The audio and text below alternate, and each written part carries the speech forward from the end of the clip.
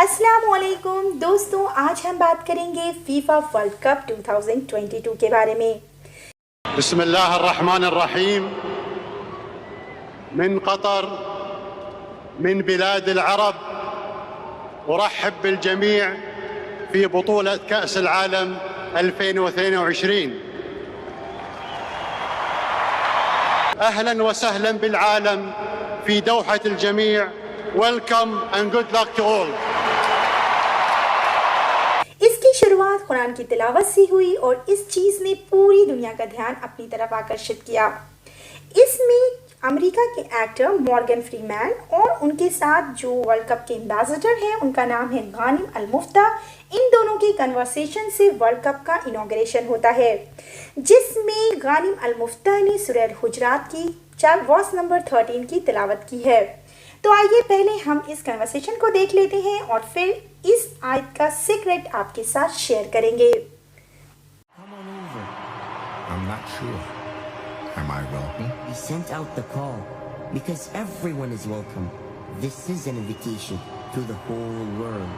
Instead of seeing another way, we dismissed it and demanded our own way.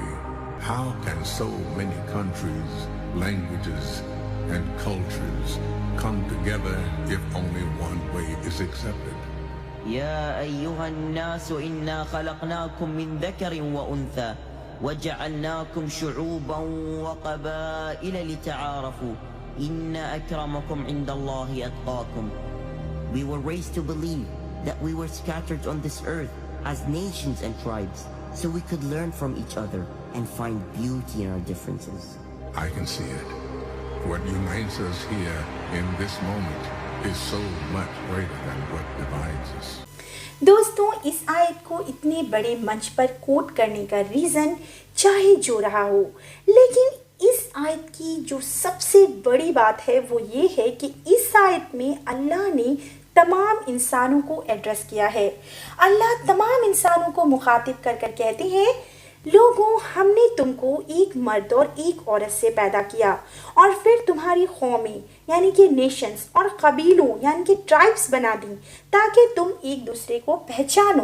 हकीकत में अल्लाह के नज़दीक तुम में सबसे ज़्यादा इज्जत वाला वो है जो तुम्हारे में सबसे ज़्यादा परहेजगार है, सबसे ज़्यादा राइटियस है। अल्लाह सब कुछ जानने वाला और बाखबर है, यानी अल्लाह is all knowing and all aware. दोस्तों, ये आयत इतनी खूबसूरत है कि ये पूरी दुनिया की तमाम इंसानों के बीच हर तरह के फ़र्क को ख़त्म कर कर रख देती है। इस दुनिया में कोई भी बच्चा अपनी चॉइस से पैदा नहीं होता, ये तो बनाने वाले की मर्ज़ी होती है कि वो जिसे बच्चे को जहाँ चाहता है, जिस मुल्क में, जिस नस्ल में, जिस रंग में पैदा करता है।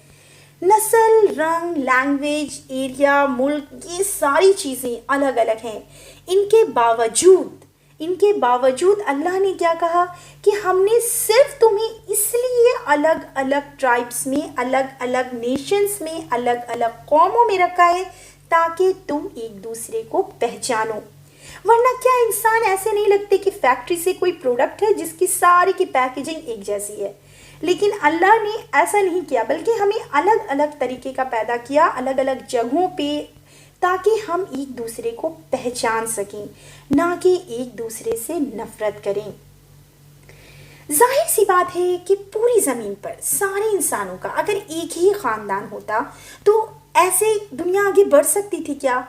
नस्ल बढ़ने के लिए जब इतनी बड़ी दुनिया बननी थी, बेशुमार फैमिलीज बनने ज़रूरी थे, मगर ये डाइवर्सिटी इसलिए हरगिज़ नहीं है कि इसकी बुनियाद पर, इसके बेस पर कोई ऊंचा या कोई नीचा हो।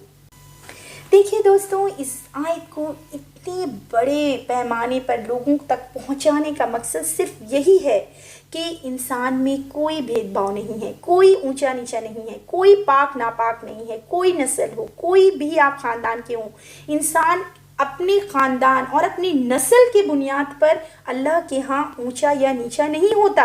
अल्लाह ताला इंसान के माल को और उसकी शक्ल को नहीं देखते, बल्कि उसके दिल को देखते हैं कि उसका दिल कैसा है। अल्लाह ने कहा कि इस आयत में ये कहा कि अगर कोई इंसान किसी इंसान से फजीलत रखता है, सुपीरियर होता है, तो वो सिर्फ اس بنا پر ہوتا ہے کہ اگر وہ خدا سے زیادہ ڈرنے والا ہو، وہ اگر برائیوں سے بچنے والا ہو، اگر وہ نیکی اور بھلائی کے راستے پر چلنے والا ہو، ایسا آدمی چاہے کسی بھی نسل کا ہو، کسی بھی نیشن کا ہو، کسی بھی رنگ کا ہو، اللہ کو اس سے کچھ بھی فرق نہیں پڑتا۔ اللہ انسان کو دیکھتے ہیں، اس کے دل کو دیکھتے ہیں، اس کے رنگ، اس کی نسل، اس کے خاندان کو نہیں دیکھتے۔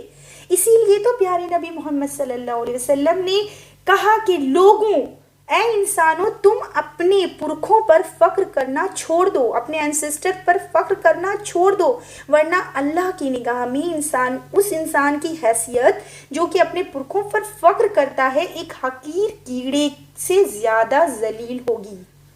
اسی طرح محمد صلی اللہ علیہ وسلم نے اپنے آخری خطبے میں آخری حج کے موقع پہ کہا، حجۃ الوداع جسے کہتے ہیں، اس آخری حج میں آپ صلی اللہ علیہ وسلم نے فرمایا کہ کسی عرب کو کسی نان عرب پر، اور کسی نان عرب کو کسی عرب پر، کسی گورے کو کسی کالے پر، اور کسی کالے کو کسی گورے پر کوئی بھی فضیلت، کوئی بھی سپیریٹی حاصل نہیں ہے مگر پرہیزگاری کے اعتبار سے، یعنی کہ کون کتنا رائٹیس ہے۔ اللہ کے نزدیک تم میں سب سے زیادہ عزت والا وہ ہے جو سب سے زیادہ نیک ہو، سب سے زیادہ تقوی والا ہو، سب سے زیادہ پرہیزگار ہو۔